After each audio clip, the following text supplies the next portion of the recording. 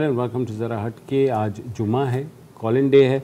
मैं और मेरे साथी ज़रार खुड़ो और वसतुल्लाह ख़ान आपकी बात सुनेंगे और कोशिश करेंगे जवाब दें। सबसे पहले हमारे साथ मौजूद हैं अमीरुल्लाह साहब अलैन UAE से। जी अमीर साहब।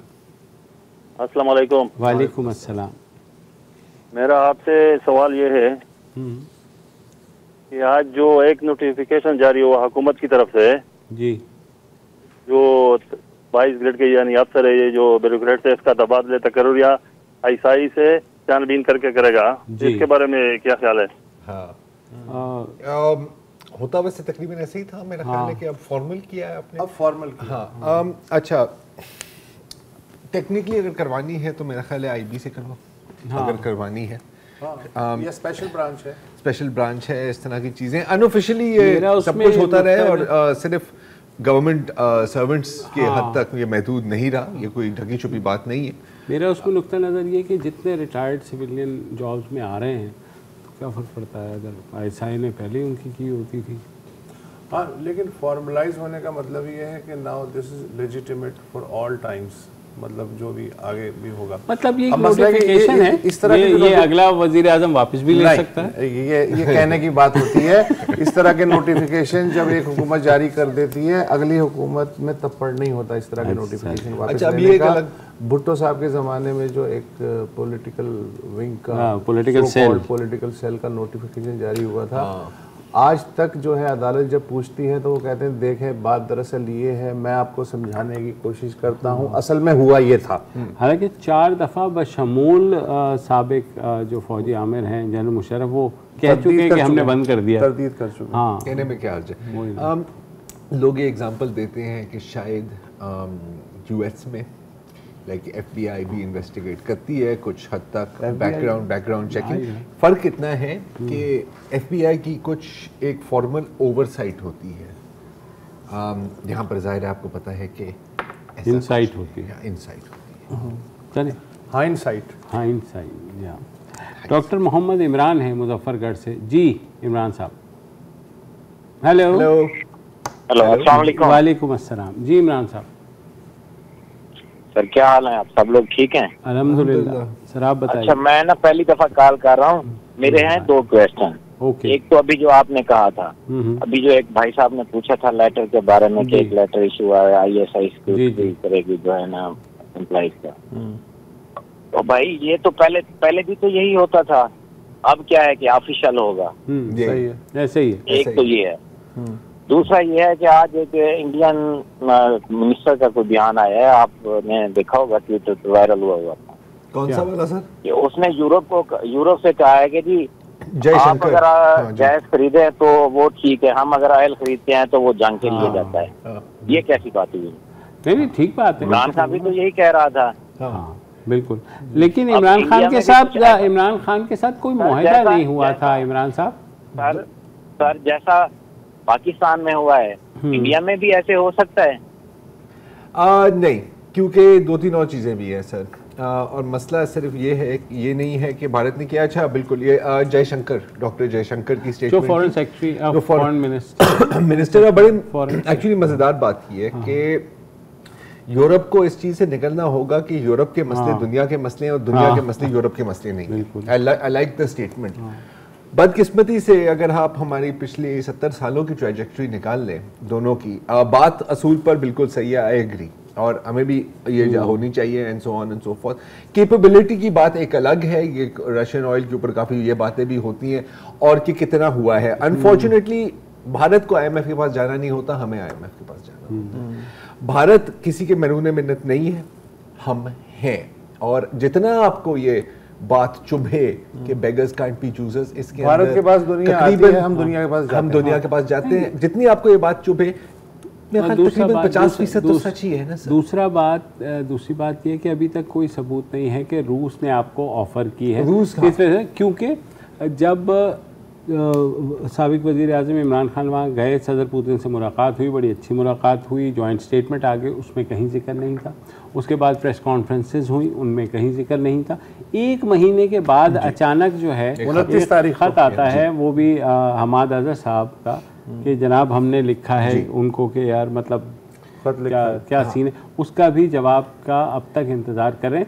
मिफ्ता ने कल अपनी प्रेस कॉन्फ्रेंस में उनसे सवाल हुआ तो उन्होंने कहा कि हमने इनसे पूछा फिर अपने सिफारत खाने के थ्रू, तो रूस ने ये कहा है कि जनाब आपने जो पहले गैस पाइपलाइन का मंसूबा था उस पर कौन सा अमल दरामद कर लिया, पहले उस पर तो कर लें, तो बाकी चीज़ें हम बाद में देखेंगे। मसला अगेन वही तुम्हारे वाली बात, भारत और रूस की एक तो बहुत पुरानी उनके साझेदारी है, स्ट्रेटजिक पार्टनरशिप है, हमारी तरह नहीं है कि हम सारी उम्र एक मुखालिफ कैंप में रहे, और अब ठीक है कोजी होने की कोशिश ज़रूर कर रहे हैं, लेकिन होना भी चाहिए, बिल्कुल रीजन में है, लेकिन रूस हमें क्यों देगा, मुझे ये चीज़ समझ नहीं आ रही, हम क्या दे सकते हैं। अच्छा नहीं वो तो चले हम एक अलग बात कर सकते हैं, इसमें दो और चीज़ें हैं। एक तो भारत की जब हमें बात की तो वी रियलाइज के अभी अमेरिका को भी भारत की बहुत ज़रूरत है, और क्यों, क्वाड, चाइना, तो एक बार्गेनिंग पावर आती है ना। अनफॉर्चुनेटली ये वन साइज फिट्स ऑल नहीं है कि ये शर्ट मुझे भी फिट आ जाएगी, आपको भी आएगी और उसको भी नहीं आएगी। अफगान थिएटर बंद हो गया, अब आपकी वैसे अफगान थिएटर बंद हो गया है, आपका किराया देने के लिए कोई तैयार नहीं है। हमारी जो न्यूक्लियर बॉम्ब पे सैंक्शन लगे थे उसके बाद फिर अगेन वही अफगानिस्तान वाला इशू आ गया था मुशर्रफ के पास भी। इस दफा ऐसा कुछ नहीं होने वाला, तो हमारी जो वाहिद एक बार्गेनिंग लीवर था over the US, that is gone. मैं रियलिटी की बात कर रहा हूँ जी, इमोशनल बयानात कोई भी दे सकता है। दूसरी जो इसमें बात है, जो सवाल पूछना चाहिए कि ईरान आपके पड़ोस में है, वहां से तेल और गैस क्यों नहीं आता पाकिस्तान, जबकि वो भी कंसेशन पे दे रहा है, उसको भी सैंक्शंस का सामना है, क्यों नहीं आता सैंक्शंस? अगर आप बराबर से एक पाइपलाइन नहीं बना सके या वहां से नहीं बरामद कर सके, आपका क्या ख्याल है कि आप रूस के से हम मंगवा लेंगे विदाउट सैंक्शंस? भारत कर भी लेगा, उनको सैंक्शंस वेवर भी मिल जाएगा, और इंडिया ईरान से भी ले रहा है, इंडिया ईरान से भी ले रहा है, और उनको स्पेशल एग्जेम्पशन मिली हुई है। स्पेशल एग्जेम्पशन क्यों मिली हुई है? क्योंकि ए आपको उनकी मार्केट चाहिए, और सेकेंडली आपको उनको स्ट्रेटेजिक लीवर यूज करना है अगेंस्ट चाइना। तो आइसोलेशन में आप चीजें नहीं देख सकते, यही तो मसला है। आपका वेट ही आपकी हैसियत और सहूलतें का फैसला करता है कि आप आलमी बरादरी किस तरह से ले रही है या क्या करना चाह रही है।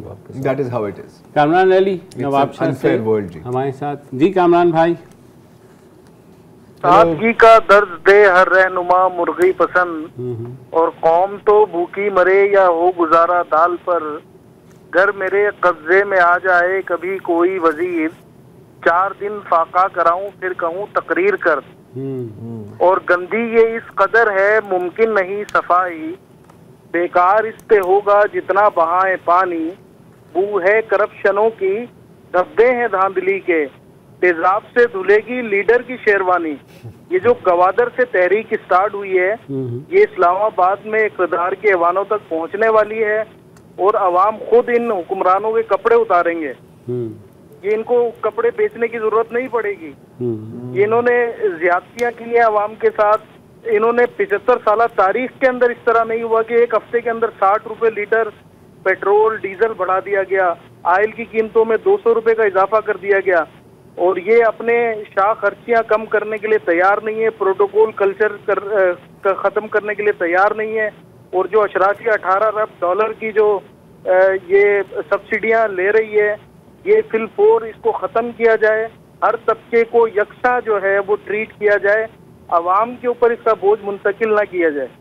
ठीक है, कहने को लिखने को ये तजवीज़ बहुत अच्छी है, मगर अशराफिया जो है जाहिर है वो अशराफिया है, और बाकी अवाम। एक और इंटरेस्टिंग पॉइंट भी है मुबशिर कि अगर आप अब आजकल की कॉन्वर्सेशन देखें ना, तो वो क्या फोकस है, जैसे अभी वो फ्यूल 40% हम पेट्रोल का कम कर रहे हैं, so on and so forth.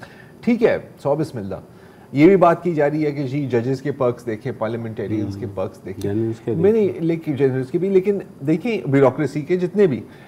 Main cheese I think देखने वाली है, और इसको बड़ा केयरफुली स्टडी करना पड़ेगा कि ओवरऑल आपके जो इंडस्ट्रियल सब्सिडीज़ हैं, टेक्सटाइल हो गई, शुगर हो गई, कुछ हद तक रियल एस्टेट हो गई, किस मकसद के लिए है, क्या वो मकसद पूरा किया जा रहा है उनसे, या उनसे ज़्यादा नुकसान हो रहा है? क्योंकि असल अगर आपने ब्लीडिंग देखनी है तो वो वहाँ भी है, और फिर जाहिर है कि non development expenditures, defence expenditures. अच्छा, कोई भी हुकूमत आती है ना, तो जाहिर है वो अगर प्रॉब्लम में होती है तो कोई उसे एक सेक्टर चाहिए होता है कि जो थोड़ी बहुत उसको सपोर्ट दे दे, और वो बदले में उसको तब हर किस्म की छूट दे दें। खान साहब ने कंस्ट्रक्शन सेक्शन जो सेक्टर है उसको हर तरह की छूट दे दी, एमनेस्टी भी दे दी, बाकी सारा कर दिया कि जब पहिया चलेगा चलेगा चलेगा, वो नहीं चल पाया। यही आकर के अब यहाँ पर भी, तो जब आप एक किसी सेक्टर को देना शुरू करते हैं कानून से ऊपर जा कर के फेवर्स, तो इवेंचुअली फिर यही होता है कि वो माफियाज की शक्ल इख्तियार करते जाते हैं और फिर आदत भी हो जाती है ना, फिर आप उनसे टैक्स भी नहीं कलेक्ट कर सकते, क्योंकि आपने सारे आपको अब एक्सपोर्टर्स जो हैं वो हर दूसरे महीने आ जाते हैं कि सर मतलब मज़ा नहीं आ रहा, कुछ है मतलब कुछ थोड़ा और दें, ये कर दें ये कर दें। उसी तरीके से कंस्ट्रक्शन वाले आ जाते हैं कि जनाब वो पुराना एप्टमा वाली स्ट्रेटजी, हाँ वही एप्टमा प्लस ये कंस्ट्रक्शन वाली। आप देखें ना, एमनेस्टी ले ली, सारा कुछ कर लिया, अभी भी क्या हुआ? जिस बंदे के पास 4 फाइल हैं उसका कोई टैक्स का रिकॉर्ड नहीं है, इसीलिए तो नहीं है। हाँ तो है, वही है बिल्कुल। नदीम ज़ुबैरी साहब हैं कराची से। जी नदीम साहब, अस्सलाम वालेकुम। वालेकुम अस्सलाम। जी सर। हेलो हेलो अस्सलाम वालेकुम। जी वालेकुम सलाम। जी सर। ये जनाब ये जो ये गवर्नमेंट वाले कह रहे हैं कि इमरान खान के खिलाफ जो है गद्दारी का मुकदमा दर्ज करवाएंगे। इमरान खान ने तो खाली मफरूज़ ये बात की कि अगर से इस तरह से हालात रहेंगे मैशत, तो उसके बाद देखिए चांस हो सकता है कि इस तरह से ये हालत पैदा हो जाए। लेकिन गद्दारी तो उन्होंने कर दी है, गवर्नमेंट ने गद्दारी खुद कर दी है। जो पेट्रोल पंप गिरा के लोगों पे गद्दारी तो उन्होंने खुद कर दी है। उन्होंने वादे किया था हम आगे सारे ये पेट्रोल कम कर देंगे और मैशत आपकी अच्छी हो जाएगी, उसने मुझे बड़े सब बात दिखाए थे उन्होंने गवर्नमेंट में आने से पहले। अभी उनके सारे सबके मूल लटके हुए, जहाँ जाते हैं वहाँ पर उनको मायूसी हो रही है। अब ये चाइना गए, सऊदी अरब गए, तुर्की गए, हर जगह से उनको मायूसी हो रही है। तो इसके बारे में बात करना चाह रहा था मैं। बिल्कुल आपने कर दी। और देखिए गद्दारी की बात है तो मेरा नहीं ख्याल अभी हमें को मुहिब्बे वतन कहीं घूमता हुआ नज़र आता है। हर बंदे गद्दार है और ये हुकूमत में बिल्कुल हैरान हो गया। गद्दार पर कैपिटा हमारे लाजवाब है। मतलब इमरान खान ने एक बात कर दी यार, आपने उसके ऊपर वजारत दाखिला का इजलास हो गया, legal minds, top legal minds बैठे हुए हैं इस मसले पर, नहीं कि बाकी बुरानों से कैसे निकला है, इस मसले पर कि इस पे बगावत का पर्चा बनता है कि नहीं बनता। अच्छा, फिर किसी ने अब कुछ 3-4 घंटे बहस हुई, किसी ने कहा सर करते दो, लेकिन वो अथर मिनल्ला साहब का क्या करेंगे जिन्होंने अगले दिन उड़ा देना है। तो इतनी बड़ी मीटिंग का इतना ज्यादा वो कष्ट करने का क्या फायदा? कोई फायदा नहीं, क्योंकि बड़ा लूजर किस्म का केस बनने वाला था। लूसी लूजर, अब जो भी कहना चाहें यार, इसमें कोई ऐसी बात नहीं थी। सही बात है, बिल्कुल पॉलिटिकल है, पॉलिटिकल बयानात हैं अपनी जगह, क्या करें। वही चार तरकीबें आती हैं आपको, वही आप बार बार इस्तेमाल करते हो, फिर कहते हैं यार चेंज क्यों नहीं आता। जी आसिफ मुर्तज़ा हैं इस्लामाबाद से। जी आसिफ साहब। आप तीनों को सलाम हो जनाब। वालेकुम सलाम। जी सर। आज हमें यानी कि जो है ना, पाकिस्तान का असल में लगता आजकल ये है कि तरक्की का बताइए, जिस तरह आजकल एक इश्तिहारी कैंपेन चल रही है, तो उसको देख के हमें पता चलता है कि पाकिस्तान कितना आगे निकल रहा है। और खास तौर पे सिंध हुकूमत ने तो शानदार काम किया हुआ है। आजकल उन्होंने कोई एम्बुलेंस सर्विस शुरू की है, लगता है कि हालांकि तमाम सूबों में सबसे आखिर में इन्होंने शुरू किया 11 22 का। जी। उसके बावजूद इश्तिहार ऐसे दिखा रहे हैं जैसे इससे कोई है। फिर आज उनका एक और इश्तिहार चल रहा था थर गोल के बारे में, जिसमें इंकशाफ किया गया है कि कुछ दिनों बाद पाकिस्तान जो है ना बिजली एक्सपोर्ट करने के काबिल। तो ये काम मेरे ख्याल में इमरान खान से रह गया, जिस तरह के इश्तिहार बना रहे थे वो भी, तो शायद कुछ हो जाता। जी बिल्कुल शायद। लेकिन हाँ, मतलब कितने साल हो गए हैं यार, रेस्क्यू 1122 कब शुरू हुआ था पंजाब में? परवेज इलाही के दौर में, यानी 2004 2006, दहाइयाँ ऑलमोस्ट, हाँ 2004 का लगा ले तो ऑलमोस्ट 19 साल। मलिक इकबाल साहब मुजफ्फरगढ़ से। जी मलिक साहब। मेरा ख्याल यह है कि मैं आपसे ये गुजारिश करूंगा कि कौमों पर वक्त आते रहते हैं जी, घबराने की जरूरत नहीं है। ठीक है सर। जब तक मुआशी इस्तेहकाम नहीं आएगा, दोनों पार्टियां सब्र से काम नहीं लेंगी, ठंडा नहीं होगी, मईशत बेहतर नहीं हो सकती।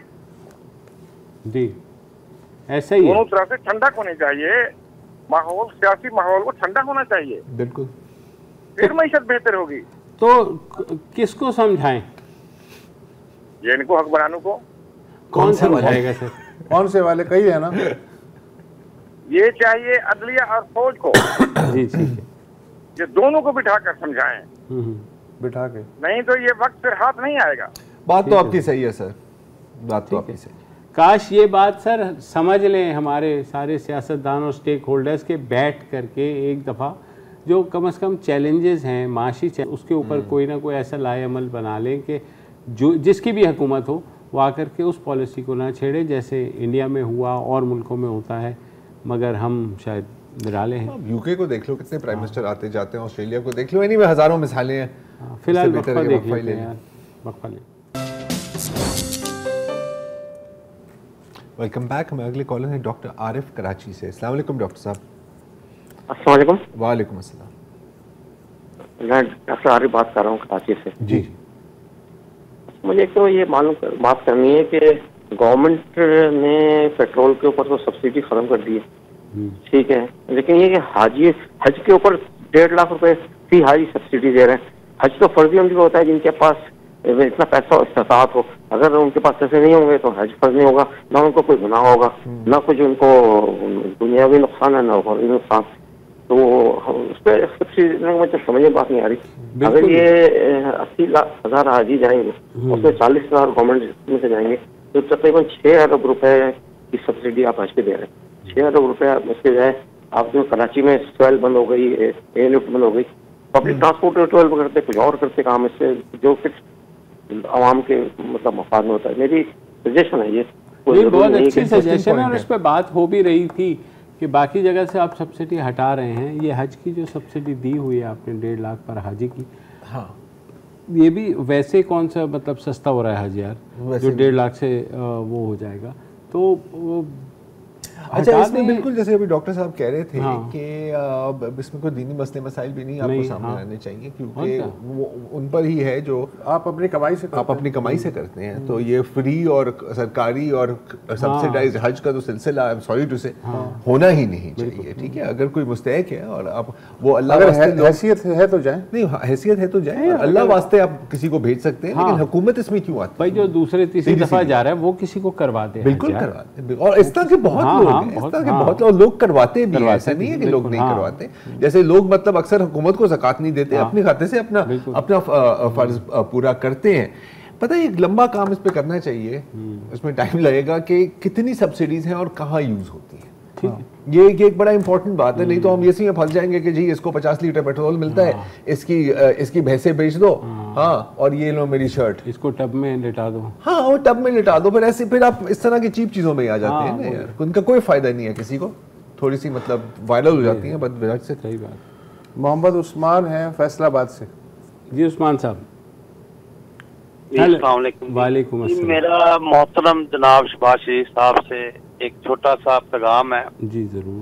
कि आप इस वक्त इक़्तिदार में हैं, आपने जो पानी का मसला है, जिन इलाकों में पानी पीने का मसला है, जिन लोगों को पानी पीने के लिए गंदा पानी मिल रहा है, उनका क्या किया है? ठीक, उनके लिए कुछ किया है?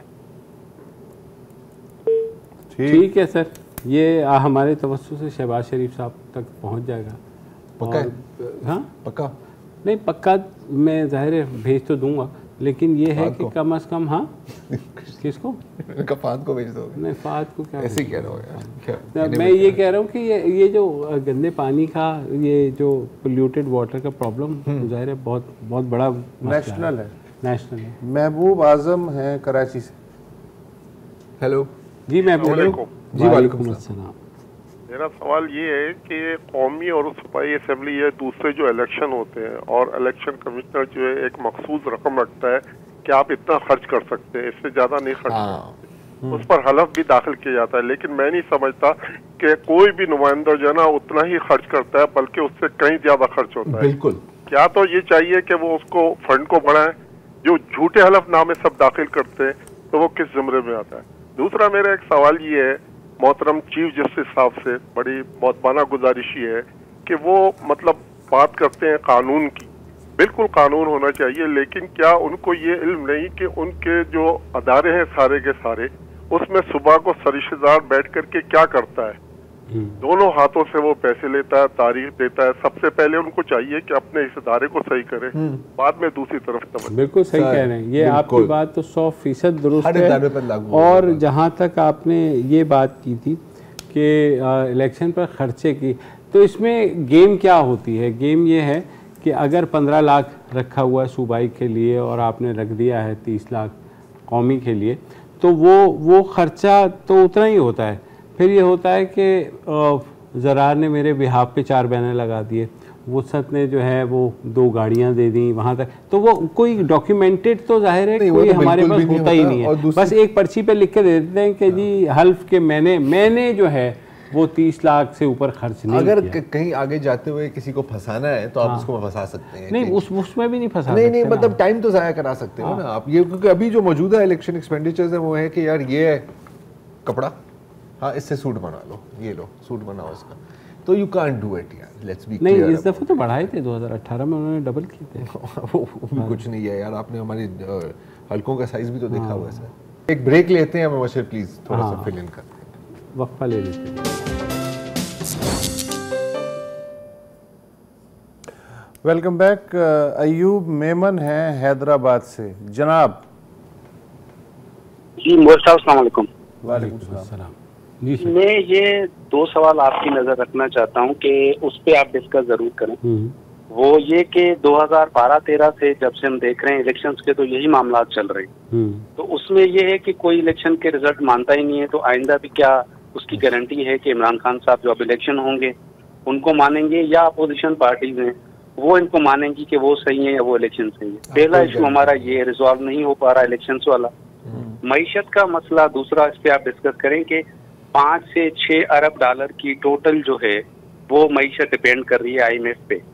तो क्या हमारे जो 90s के बाद जितने भी मामला चले हैं, क्या हमारे जो जितने भी ये करीबी ममालिक हैं, चाइना हो गया, अमेरिका हो गया, जो भी वॉट एवर जो भी हैं हमारे, चाइना हो गया, सऊदी अरब है या UAE है, ये हमें क्या 5, 6, 8 अरब डॉलर की फाइनेंसिंग भी इतने दोस्त ममालिक करीबी नहीं कर सकते कि हमारा मुल्क स्टेबल हो सके? क्योंकि कोई भी चीज सेटलमेंट हो ही नहीं पा रही। तो इसका आखिर हल क्या है? सब यानी कि कितनी करें, कब तक करें, और इस बात की क्या गारंटी कि हम खुद स्टेबल होना चाह रहे हैं? जी बस यही कहना कि महंगाई को तो फेस हम कर लेंगे। स्टेबिलिटी तो पॉलिसीज में रिफ्लेक्ट करती है ना, पॉलिसीज नजर आएंगी तो दूसरे का मूड बनेगा ना नोट देने फिर ये है कि जो भी पैसे आते हैं तो हम खुश हो जाते हैं, अच्छा भाई बस भाई के पास पैसा आ गया, इसी को 16 पे कर दो। अच्छा यही है। अच्छा गए कहाँ वो हर हुकूमत कहती है जी आप अपनी कंप्यूटर स्क्रीन पे देखेंगे, हम तो एक एक पाई का हिसाब जो है वो आपको दिखाएंगे। और दूसरी चीज़ जो एक तो दोस्त ममालिक का जो लफ्ज़ है वो चले आई अंडरस्टैंड इस्तेमाल होता है, there is no free lunch दुनिया में।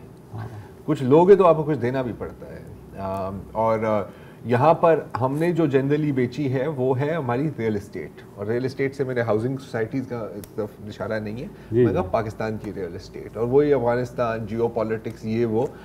अब फोकस थोड़ा सा शिफ्ट होता जा रहा है, तो आपको ये जो एक वक्त पे जो कॉर्नर प्लॉट का आपको दाम मिल रहा था ना सर, अब वो नहीं मिल रहा। बड़ी हाई राइजेस बन गई हैं हर जगह, लोग उनको प्रेफर कर रहे हैं। फाइल नहीं बिक रही यार, फाइल नहीं बिक रही सर। अब आप सोचें, मतलब मैं डिस्काउंट पे हम फाइल ऑफर कर रहे हैं लेकिन कोई ले नहीं। मतलब आप क्या कह रहे हैं कि पाकिस्तान एक वेस्ट ओपन कॉर्नर प्लॉट था, अब भी है नहीं, लेकिन अब वो बड़े कचरे के कूड़े है ना, वो प्रॉपर्टी वैल्यू थोड़ी डाउन हो गई। कभी के दिन बड़े, कभी की रातें। एक दिन देखना इसी पाकिस्तान की जो जमीन है कितनी कीमती होने वाली है। ये आप 50 साल पहले भी यही कह रहे थे, मैं भी यही कह रहा था। ये तो कह सकते थे 50 साल पहले, तुम्हारे पे चलो यार, थोड़ा कम कर लो यार, 45 कर दो, ये इस पे कर। आधा तो शुमार मजाक करते वक्त कमजोर नहीं होने चाहिए। ठीक है सर, हाँ बिल्कुल, नहीं तो खराब हो जाती है। एनीवे, अगली कॉलर कौन है? रजा हुसैन है, रजा हुसैन इस्लामाबाद से। जी रजा साहब। जी अस्सलाम वालेकुम जनाब, मैं ये अर्ज करना चाह रहा हूँ कि अभी जो आप लोग डिस्कशंस कर रहे हैं उसी को मैं आगे चलाना चाहता हूँ। देखिए, ये जो टर्म यूज होती है कि आप IMF के सामने लेट के, ये टर्म ही गलत है। IMF बेसिकली मैं तो समझता हूँ कि वो आप उनके पास जाते हैं कि we are sorry, we are unable to run our country, आप हमारी इकोनॉमी को रन करें और आप अपने पैसे भी वसूल करें। तो आप उधर ये कि जी आप उनके सामने लेट गए और नेगोशिएट आपने नहीं सही किया, ये वो तो आप अभी तो इतनी डेस्परेट सिचुएशन है कि आपको whatever you are taking from the IMF, वो तो आप श्रीलंका वाली सिचुएशन से बचने के लिए कर रहे हैं।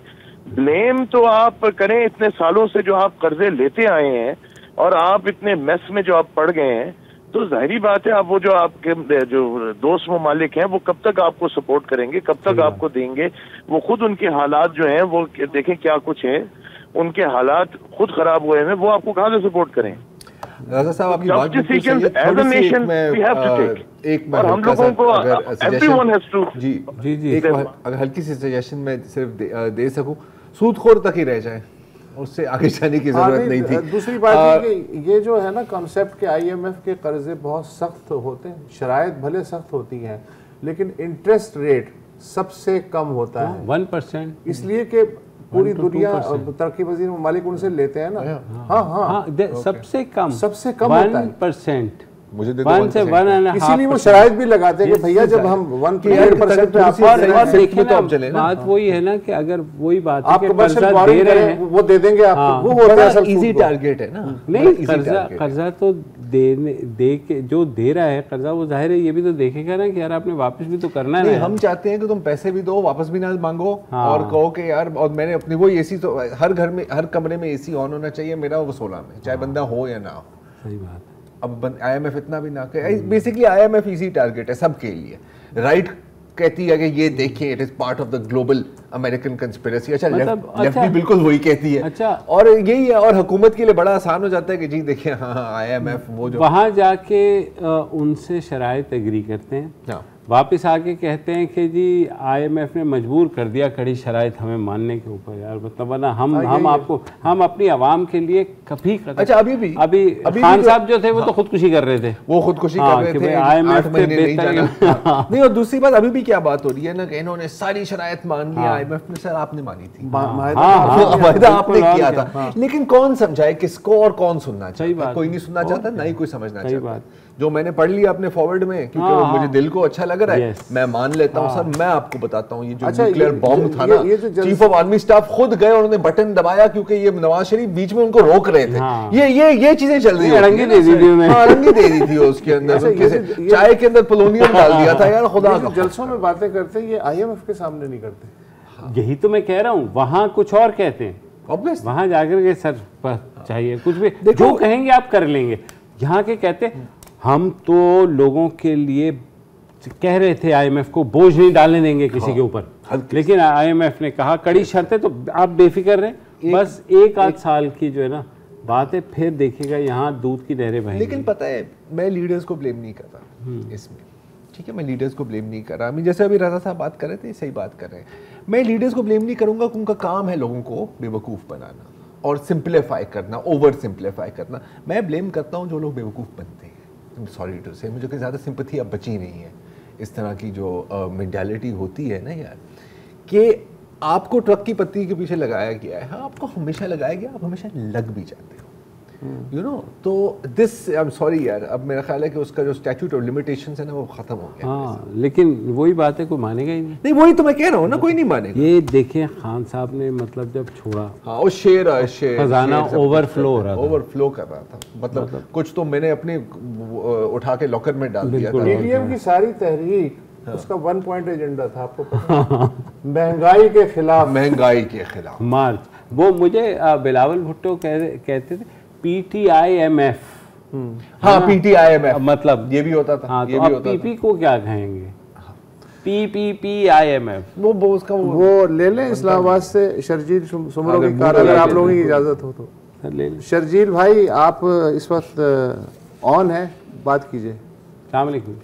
वालेकुम अस्सलाम सर, कैसे हैं? अल्लाह का शुक्र जी। अच्छा सर, एक रिसेंट एक इशू शायद आपकी नज़र में हो, उस हवाले से आपसे एक गुफ्तगू करनी थी।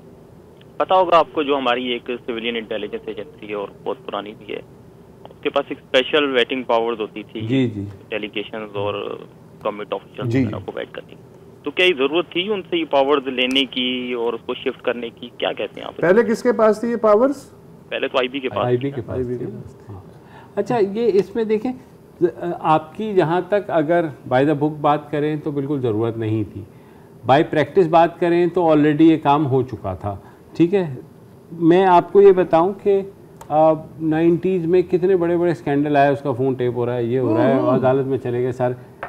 IB के पास जो पहली फ़ोन टैपिंग फैसिलिटी आई थी वो आई थी ड्यूरिंग पीपल्स पार्टी टेन्योर 2009 में। रहमान मलिक ने बड़ा वो मिन्नतें तरले करा करके वो किया था। सर अगर कोई इस्तेमाल शुदा टैपिंग डिवाइस पड़ी हो या आपके पास तो यार दे दे यार। तो जैसे खैर उन्होंने ली कुछ ऐसा है, आपको मैसेज नहीं आते, मुझे आते हैं ना कि जरार भाई आपका कोई पुराना एसी है, फ्रिज है, ये बताओ ये जो मेरा ख्याल है इन्होंने भी वही अपॉइंट होते हैं या निगरान वजीर आजम अपॉइंट होते हैं या for that matter even regular वजीर आजम भी अपॉइंट होते हैं, इनके भी तो इंटरव्यूज वगैरह होते होंगे। हाँ होते हैं इंटरव्यूज होते हैं, सिर्फ उनको पता नहीं होता कि उस वक्त उनका इंटरव्यू होता है। नहीं, इंटरव्यू देखें वो तो एक बड़े दरबार में तो हाजिरी देनी होती है वो वहाँ उन्हें, जहाँ वो बातचीत होती है। बाकी एजेंसी अपने तौर पे कर लेती हैं आपको।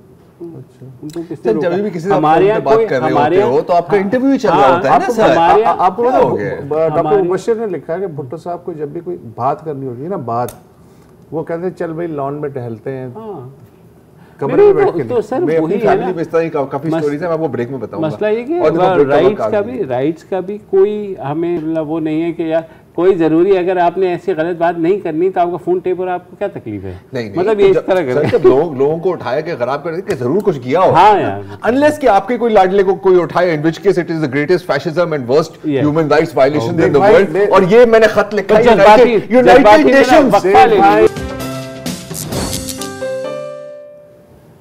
Welcome back. हमारे अगले कॉलर है सादिया फरहान कराची से। अस्सलाम वालेकुम जी। जी अस्सलाम वालेकुम। वालेकुम सलाम। हेलो हेलो जी जी जी जी जी सादिया साहिबा। हेलो जी अस्सलाम वालेकुम। मैं मिसेस सादिया फरहान बात कर रही हूँ कराची से। जी जी बोलिए, फरमाइए जी। सर मैं तो एक आम इंसान, एक आम शहरी का मुकदमा आपके सामने रखना चाहती हूँ कि हम जो है वो पूरा दिन मेहनत करके अपने बच्चों के लिए कुछ अर्न करते हैं, और आप ये सोचें कि हमारा वो सारा अमाउंट हमें या तो बिजली की मद में, गैस की मद में, टैक्सेस की मद में, इवन हमें पानी तक खरीद के पीना है। बिल्कुल। तो आप ये बताइए कि पूरे महीने की मेहनत का क्या फायदा है? हम अपने बच्चों को छोड़ के जा रहे हैं, दोनों मियाँ बीवी अर्न कर रहे हैं, फिर भी घर पे यानी अच्छे हालात नहीं दे पा रहे अपनी औलाद को। तो क्या चीफ जस्टिस इस चीज का नोटिस नहीं लेते? मेरा तो तुमसे ये सवाल है कि when there is no justice, why there is chief justice? आप हमें ये बताएं ना, एक आम आदमी को तो वो देखते ही नहीं रात के 10 बजे। जी जी हेलो। लेकिन एक आम आदमी, एक आम इंसान का मसला उनका मसला ही नहीं है। क्या वो पूरे पाकिस्तान के चीफ जस्टिस नहीं है? मैं सिर्फ ये चाहती हूँ कि वो एक आम इंसान के लिए सोचें, जो सब्सिडी दी गई थी या ली गई है उन सब के लिए भी वो फ्रंट लाइन पे आए, क्योंकि हमारे सियासतदानों ने कुछ नहीं करना। निकम्मों को हम पे बिठा रखा है जो उल्टे सीधे डिसीजन लेके इस कौम का बेड़ा गर्क कर चुके हैं। तो जब इनसे कुछ नहीं होना तो चीफ जस्टिस साहब को ये आगे आना चाहिए। हम क्यों हर वक्त आर्मी चीफ या चीफ जस्टिस को देखते रहते हैं कि हम इन मुफ्तखोरों को क्यों बिठा के बैठे हैं अपनी जिंदगियों में? तो काइंडली इस चीज को डिस्कस कीजिए और सारे मीडिया चैनल्स को ये चाहिए। जी बिल्कुल, देखिए डिस्कस सादिया साहिबा आपकी बिल्कुल बात मुकद्दम है, लेकिन मुझे बताएं चीफ जस्टिस या आर्मी चीफ क्या कर लेंगे आपके ख्याल में? आप क्या सोच रहे हैं? जब इमरान खान ये कह रहा है या शहबाज शरीफ ये कह रहा है कि इस्टेब्लिशमेंट लाती है, इस्टेब्लिशमेंट निकाल देती है, तो इस्टेब्लिशमेंट ही सब कुछ करती है, तो आप क्यों नहीं कर रहे कुछ? क्यों नहीं कर रही? बिल्कुल आपकी बात ये मैं जरूर कहूँगा सादिया साहिबा कि वो जो है वो सबको ही उठाना चाहिए। ये नहीं कि आप सिर्फ आवाम को ही कुचलते जाएं, आवाम को ही कुचलते जाएं। और वही बात हो रही थी जो हम मेरे ख्याल तकरीबन पूरे शो में ही करते आ रहे हैं कि अशराफिया का मुल्क है और अशराफिया इसमें जो है बेनिफिशरी है, और ये कब तक चलेगा? कब तक आवाम खुद जो है अपने हक में ही पहचानेगी। और वो कैसे और वो कब, वो एक अलग और उसका क्या रूप होगा सर? वो जलाओ घिराओ भी हो सकता है। काशिफ मोहसिन है कराची से। जी काशिफ साहब। हेलो गालिबन काशिफ साहब सवाल है। जी जी ये एवेंटी और स्विट्जरलैंड हकीकत है या नहीं? दूसरा है कि आप 40,000 किसी भी पॉलिटिकल पार्टी के बंदे को दे दें, तो जो मिनिस्टर हो और उससे बोलो कि तुम अपने बच्चों का घर चला के बताओ कितने पैसे में। ठीक है, बिल्कुल सही कह रहे हैं। ये बात तो ठीक है आपकी कि कोई नहीं। पहला सवाल क्या था? पहला सवाल था कि एवनफील्ड और स्विस अकाउंट्स जो एक हकीकत है या नहीं। मेरे ख्याल में एवनफील्ड बिल्कुल एक हकीकत है, वहाँ मौजूद है। स्विस अकाउंट्स भी हकीकत है। बदकिस्मती है कि हमारे यहाँ उनको आप कुछ नहीं कर सकते, आपको प्रूफ भी करना होता है और प्रूफ वहाँ करना होगा। और ये भी बता दूँ, अगर प्रूफ हो भी गए तो हमें कुछ नहीं मिलेगा। ये भी एक अलग बात है। तो लिहाजा जितने हमने पैसे खर्च किए हैं अब तक। ये जो था ना दूसरा पॉइंट, 45,000 रुपये घर चला। सर क्या बेहतरीन रियलिटी शो हो सकता है? बिल्कुल हो सकता है। आप किसी टॉप वजीर को लें या किसी को भी, लेकिन आप मसला उसमें सरप्राइज ही होगा, वो चला के भी दिखा देगा। वो जो है ना फिर मसला होगा जब सब चीजें फ्री मिल रही होंगी। मिसेस जफर हैं इस्लामाबाद से। जी अस्सलाम वालेकुम। जी वालेकुम। कैसी हैं आप? जी मैं 11 से बात कर रही हूँ, इस्लामाबाद से। हम के हालात देख रहे हैं हम लोग, तो अफसोस तो होता है कि हम लोग आम आदमी में रहते हैं और हम देखते हैं कि किस कदर गुर्बत है, कितने जाहिल हैं लोग, गरीब हैं लोग, हमारे घरों में काम करते हैं, कुछ नहीं जानते। लेकिन ये हम कहते हैं कि ये नहीं कि यही लोग हैं, बहुत पढ़े लिखे लोग भी हैं पाकिस्तान में, बहुत ऊंचे ऊंचे जगहों में बैठे हुए हैं, वो सब चीज जानते हैं, सब कुछ देख रहे हैं। पर हम लोग इस बात से, हम आम आदमी परेशान है कि ये लोग कुछ कर क्यों नहीं सकते। जब वो एक चीज को मुसलसल देखे जा रहे हैं, क्या हुब्बुल वतनी खत्म हो गई? क्या ये उनके स्टेटस में जाके मुल्क से मोहब्बत खत्म हो जाती है? क्या वजह होती है कि हम लोग तो गरीब, चले हम ठीक लोग हैं, गरीब लोग हैं, जाहिल लोग हैं, लेकिन ये जो पढ़े लिखे इतने ऊंचे ओहदों पे, जो इतनी ओहदों से उनसे गुजर के तो ऊंची ऊंची जगहों पे जाते हैं, हर चीज जानते हैं और वो सब देख रहे हैं। एक मुल्क है जिसकी आवाम क्या चाह रही है वो देख रहे हैं, एक मुल्क है उसमें क्या हो रहा है वो देख रहे हैं। ये लोग क्यों नहीं कुछ? अच्छा सवाल है। ये लोग सच्चाई की तरफ क्यों नहीं चलते, मुल्क के लिए क्यों नहीं करते? हमें तो ये अफसोस है। मिसेस जफर, यही तो बात हो रही है कि देखिए एक अशराफिया है, वो अपने इंटरेस्ट गार्ड करती है। मैं भी, ज़रार भी या वसत आगे जा कर के उस अशराफिया का हिस्सा बनते हैं तो हम उस अशराफिया के अंदर ही गुम हो जाते हैं और उस वक्त आपको जो है आम लोग यानी मैंगो पीपल जो हैं वो आपको बोने नजर आते हैं। ये बड़ा इंटरेस्टिंग पॉइंट है। मैं आपको एक मिसाल दे सकता हूँ। हाँ, अगर आप गाड़ी चला रहे हो तो आपकी जो पेडेस्ट्रियन की तरफ जो पर्सपेक्टिव होता है ना, वो बिल्कुल मुख्तलिफ होता है, नज़र ही नहीं आता। जब आप खुद चल रहे होते हो ना और एक बंदा आपको रोड क्रॉस नहीं करने देता तो बंदा गालियाँ देता है, यार गाड़ी वाले जो है ना समझते नहीं है। लेकिन जब आप गाड़ी के पीछे होते हो आप बिल्कुल तब्दील हो जाते हो। सरकारी यूनिवर्सिटियों का मयार तब तक अच्छा था जब तक प्राइवेट सेक्टर नहीं था और ब्यूरोक्रेट्स के बच्चे भी सरकारी यूनिवर्सिटियों में पढ़ते थे। जब सियासतदान ट्रेनों में सफर करते थे तो ट्रेनों का मयार भी अच्छा था। अब क्यों करें ट्रेनों का मयार अच्छा? अब क्यों सरकारी जो तालीमी इदारे हैं उन पर तवज्जो क्यों दें? सीधी सी बात। प्रोफेसर मुजाहिद उमर है फैसलाबाद से। जी प्रोफेसर साहब। अस्सलाम वालेकुम। वालेकुम अस्सलाम। जी सर। वालेकुम अस्सलाम सर, आपकी बात आ रही है, फरमाइए। हाँ जी, मुझे भी आपका ये प्रोग्राम बहुत पसंद है इस निस्बत से कि आधे तो हमारे चैनल्स एक पॉलिटिकल पार्टी को फिक्स हो गए हैं और आधे मीडिया चैनल्स दूसरी पॉलिटिकल पार्टी को फिक्स हो गए।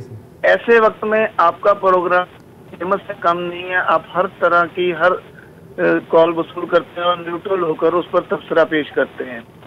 तो इस बार से ये आप तीनों मुबारकबाद के मुस्तहिक हैं। मेरा सवाल ये है कि नवाज शरीफ के जाने के बाद ये एक तो चीज वो कहता था मुझे क्यों निकाला, उस वक्त ये क्रिटिसिज्म चलता था कि जब हम एक बनाए तहरीक इंसाफ पार्टी इक़्तिदार में थी। अब जब इमरान खान साहब गए तो पूरी पाकिस्तान की आवाम को ये अयां हो गया कि 70 साल में अब तक यही हुआ, एस्टेब्लिशमेंट ने जब चाहा जिसको चाहा लाकर बिठा दिया, जिसको चाहा निकाल दिया। जी। अब जो मुल्क के मौजूदा हालात बन गए हैं उसमें एस्टेब्लिशमेंट भी जिम्मेदार है, उसमें हमारे अस्करी इदारे भी जिम्मेदार हैं, हमारी अदलिया भी जिम्मेदार है। अब खुदा के लिए क्या ये काम नहीं हो सकता कि एस्टेब्लिशमेंट, अदलिया सर जोड़कर बैठ जाए, हर पार्टी से 2-2, 3-3 लोग ले लें, मुल्क बचाने के लिए 15-20 साल इक़्तिदार दे दिया जाए 8-10 लोगों को, इसके अलावा हमारे मुल्क का कोई सोल्यूशन मुझे नजर नहीं आ रहा। वरना होना ये है, एक पार्टी 5 साल में कुछ जो भी जितना भी काम करेगी। जी बिल्कुल, आपकी बात पहुंच गई। सॉरी, हमारा वाइंड अप कर जी। प्रोफेसर साहब, मीर सुन लें, प्रोग्राम का वक्त भी ख़त्म हो रहा है। मीर क्या सादा है, बीमार हुए जिसके सबब उसी अत्तार के लौंडे से दवा लेते हैं। ये शेर सबसे अच्छा जो है साबिर शाकिर के मुझे लगता है। खुदा आपको प्ले कराता हूँ। अस्सलाम वालेकुम। अगर आपको हमारे शो पसंद आया है तो प्लीज़ हमारे YouTube चैनल को सब्सक्राइब करें, और अगर मुनासिब समझे तो इस वीडियो को लाइक भी कर लें, तो कोई हर्ज नहीं है, और शेयर भी कर लें और कमेंट भी कर दें जी, वरना वो सब ऐसे ही लिखते रहेंगे। और ये जो दोनों कह रहे हैं ये कर लें जी प्लीज़, नहीं तो हमें भी घर जाना है, मैं आपके कंप्यूटर में नहीं रहना 24 घंटे। सही बात।